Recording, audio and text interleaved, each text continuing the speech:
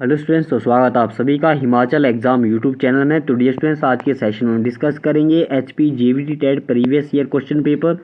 तो previous year यानी नवंबर 2025 में जो एग्ज़ाम हुआ था उसको डिस्कस करने वाले हैं। तो जो भी स्टूडेंट्स हमारे साथ आज पहली बार जुड़े हैं तो चैनल को सब्सक्राइब कीजिएगा और बेल आइकन को प्रेस कीजिएगा ताकि हमारी वीडियोज़ की नोटिफिकेशन आप सभी तक सबसे पहले पहुँच सके। और जो भी हमें रेगुलर फॉलो कर रहे हैं आप सभी से रिक्वेस्ट है वीडियो को ज़्यादा से ज़्यादा शेयर कीजिएगा। तो कंटिन्यू कर लेते हैं आज के सेशन को। तो क्वेश्चन पूछा गया था अलप प्राण नहीं है, यानी आपको इन चारों में से बताना था कि कौन सा इनमें से अलप प्राण नहीं है। ऑप्शन दे रखे हैं ट, र, प, ह। तो यहाँ पर अलप प्राण नहीं होगा भाई, ऑप्शन नंबर डी यानी ह आपका अलप प्राण नहीं है। तो ध्यान दीजिएगा, अलप प्राण वर्ण और महाप्राण वर्ण किसे कहते हैं? प्रत्येक वर्ग का पहला, तीसरा, पांचवा वर्ण, पहले तीसरे पांचवें वर्ण दे रखे हैं तथा अंतस्थ व्यंजन बोले तो य, र, ल, व और सभी स्वर जो है अलप प्राण होते हैं। कौन कौन से होते हैं भाई अलप प्राण? पहला, तीसरा और पांचवा वर्ण, प्रत्येक वर्ग का पहला, तीसरा और पांचवा वर्ण तथा अंतस्थ व्यंजन बोले तो य, र, ल, व और सभी स्वर आपके जो है अलप प्राण होते हैं। और महाप्राण किसे कहते हैं? प्रत्येक वर्ग का दूसरा और चौथा वर्ण तथा ऊष्म व्यंजन, प्रत्येक वर्ग का दूसरा और चौथा वर्ण तथा ऊष्म व्यंजन जैसे श, पेट फटा श, सौ और ह, ये सभी आपके जो है महाप्राण होते हैं। तो अगला क्वेश्चन पूछा गया था सुलभ का विपरीतार्थक शब्द क्या होगा? ऑप्शन दे रखे हैं सहज, प्राप्त, दुर्लभ या फिर असुलभ। तो सुलभ का विपरीतार्थक शब्द होता है दुर्लभ, ऑप्शन नंबर सी सही हो जाएगा। तो अगला क्वेश्चन पूछा गया था विराम नहाने को गया वाक्य में कौन सा कारक है? ऑप्शन दे रखे हैं अपदान, करण, संप्रदान या फिर संबोधन। तो विराम नहाने को गया इस वाक्य में आपका संप्रदान को के लिए यानी ऑप्शन नंबर सी सही हो जाएगा। तो अगला क्वेश्चन पूछा गया था पत्नी का पर्यायवाची नहीं है, आपको इन चारों में से बताना है कि इनमें से जो है पत्नी का पर्यायवाची शब्द कौन सा नहीं है। ऑप्शन दे रखे हैं भार्या, महिला, दारा या फिर वामा। तो यहाँ पर पत्नी का पर्यायवाची नहीं होगा महिला, ऑप्शन नंबर बी सही हो जाएगा। तो ध्यान दीजिएगा भार्या, दारा और वामा ये तीनों जो है पत्नी के ही प्रमुख पर्यायवाची शब्द है। और पत्नी के कुछ अन्य पर्यायवाची देख लेते हैं अर्धांगिनी, गृहिणी, जाया, कलत्र, सधर्मिणी, ये सभी जो आपके पत्नी के पर्यायवाची शब्द है। तो अगला क्वेश्चन पूछा गया था ह्रस्व दीर्घ प्लुत ये जो है किसके भेद है? ऑप्शन दे रखे हैं व्यंजन, संधि, स्वर या फिर वर्ण। तो ह्रस्व दीर्घ प्लुत ये आपके स्वर के भेद है, ऑप्शन नंबर सी सही हो जाएगा। तो अगला क्वेश्चन पूछा गया था निम्नलिखित में से कौन सा यौगिक शब्द है? तो आपको इन चारों में से बताना है कि कौन सा जो है यौगिक शब्द है। ऑप्शन दे रखे लेखक, पुस्तक, विद्यालय या फिर योगी।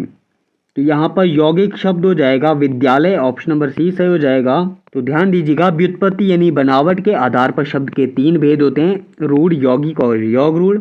तो यौगिक शब्द किसे कहते हैं? जो शब्द दो या दो से अधिक सार्थक शब्दों के मेल से बनते हैं और उनके टुकड़ों का भी निश्चित अर्थ होता है, उन्हें यौगिक शब्द कहते हैं। जैसे विद्यालय, विद्या जमा आलय, विद्या जमा आलय बोले तो विद्या का घर, दो सार्थक शब्द से मिलकर बना है विद्या जमा आलय। यहाँ पर जो है दोनों टुकड़ों का एक निश्चित अर्थ है, उसे यौगिक शब्द कहते हैं।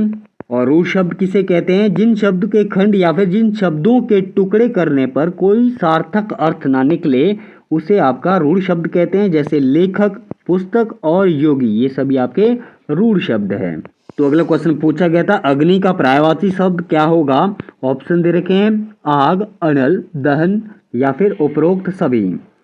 तो अग्नि का पर्यायवाची शब्द होगा आग, अनल, दहन यानी उपरोक्त सभी, ये सभी जो है अग्नि के पर्यायवाची शब्द है। तो ध्यान दीजिएगा अग्नि के प्रमुख पर्यायवाची शब्द है भाई आग, पावक, अनल, ज्वाला, दहन, हुताशन, वाहिनी, कृषाणु, धूमकेतु, वैश्वानर, ये सभी जो है अग्नि के पर्यायवाची शब्द है। तो अगला क्वेश्चन पूछा गया था अयोध्या के राजा दशरथ के 4 पुत्र थे, इसमें कौन सा पदबंध है? ऑप्शन दे रखे हैं संज्ञा पदबंध, विशेषण पदबंध, क्रिया पदबंध या फिर क्रिया विशेषण पदबंध।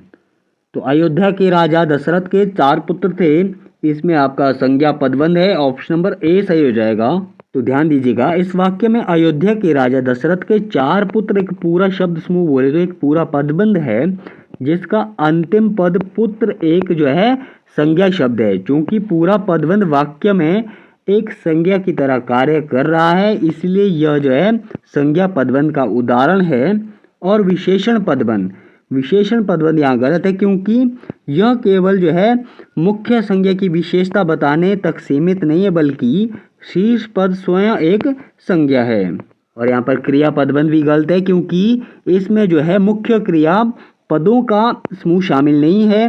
क्रिया विशेषण पदबंध भी यहाँ गलत है, क्योंकि यह क्रिया की विशेषता बोले तो स्थान, समय, ढंग आदि प्रकट नहीं कर रहा है। तो अगला क्वेश्चन पूछा गया था, बंदर का तत्सम रूप क्या होगा? ऑप्शन दे रखे हैं मरकट, वानर, कपि, हरि। तो बंदर का तत्सम रूप होगा वानर, ऑप्शन नंबर बी सही हो जाएगा। तो ध्यान दीजिएगा, वानर इज ओरिजिनल संस्कृत वर्ड। जो वानर है ये जो है ओरिजिनल संस्कृत वर्ड है, बोले तो तत्सम शब्द है, विच ट्रांसफॉर्म्ड इनटू बंदर बोले तो तद्भव में ट्रांसफॉर्म हुआ है इन मॉडर्न हिंदी। मरकट, कपि, हरि ये जो आपके सिनोनिम्स बोले तो पर्यायवाची है, किसके? बंदर के पर्यायवाची शब्द है, but they are not the direct linguistic source for the specific word बंदर। तो अगला क्वेश्चन पूछा गया था, निम्नलिखित में से रूढ़ शब्द कौन सा है? ऑप्शन दे रखे हैं गाय, लंबोदर, विद्यालय या फिर पंकज। तो यहाँ पर रूढ़ शब्द होगा भाई गाय, ऑप्शन नंबर ए सही हो जाएगा। तो ध्यान दीजिएगा, रूढ़ शब्द किसे कहते हैं? जिन शब्दों के खंड बोले तो जिन शब्दों के टुकड़े करने पर अन्य कोई सार्थक अर्थ नहीं निकलता, उन्हें रूढ़ शब्द कहते हैं। यदि हम जो है गा और य को अलग करें तो इनका कोई अर्थ नहीं बचता है, इसलिए जो है गाय आपका रूढ़ शब्द होगा। जैसे लंबोदर दे रखा था ऑप्शन में, लंब जबा उदर, यह एक यौगरूढ़ शब्द है, क्योंकि यह विशेष अर्थ बोले तो गणेश जी को प्रकट करता है। और यहाँ पर विद्यालय दे रखा था ऑप्शन में, विद्या जमा आलय, यह एक जो है यौगिक शब्द है, क्योंकि यह 2 सार्थक शब्दों के मेल से बना है और इसके जो है प्रत्येक जो टुकड़े हैं, प्रत्येक खंड जो है अपना एक अलग अर्थ प्रकट करता है। और अगला ऑप्शन दे रखा था पंकज, पंक जमा ज, यह भी एक यौगरूढ़ शब्द है, क्योंकि इसका विशेष अर्थ बोले तो कमल होता है। तो अगला क्वेश्चन पूछा गया था, व का उच्चारण स्थान क्या होगा? ऑप्शन दे रखे हैं दंत, ओष्ठ, कंठ या फिर दंतोष्ठ। तो व का उच्चारण स्थान होगा दंतोष्ठ, ऑप्शन नंबर डी सही हो जाएगा। अगला क्वेश्चन पूछा गया था, मैंने सुना है कि कल हड़ताल होगी, ये कौन सा वाक्य है? ऑप्शन दे रखे हैं सरल वाक्य, मिश्र वाक्य, संयुक्त वाक्य या फिर इनमें से कोई नहीं।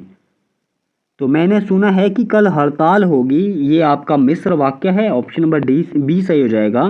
तो ध्यान दीजिएगा, वाक्य की संरचना कुछ इस प्रकार दे रखी है। इस वाक्य में 2 उपवाक्य है, एक मुख्य उपवाक्य मैंने सुना है और दूसरा आश्रित उपवाक्य कि कल हड़ताल होगी। और इसकी पहचान होगी, जब एक मुख्य उपवाक्य पर दूसरा उपवाक्य आश्रित हो, बोले तो जब एक मुख्य उपवाक्य पर दूसरा उपवाक्य जो है डिपेंडेंट हो और वे आपस में कि, जो, क्योंकि, जैसे ही जैसे योजक शब्दों से जुड़े हो, तो वह जो है मिश्र वाक्य होता है। यहाँ कि कल हड़ताल होगी एक संज्ञा उपवाक्य है, जो मुख्य क्रिया सुना है के कर्म के रूप में काम कर रहा है। तो अगला क्वेश्चन पूछा गया था, कान में तेल डाले रहना लकोक्ति का अर्थ क्या होगा? ऑप्शन दे रखे हैं कपटपूर्ण व्यवहार, कहने से काम ना करना, कुछ सुनने को तैयार ना रहना या फिर व्यर्थ बैठे रहना। तो कान में तेल डाले रहना इस लकोक्ति का अर्थ है कुछ सुनने को तैयार ना रहना, ऑप्शन नंबर सी सही हो जाएगा।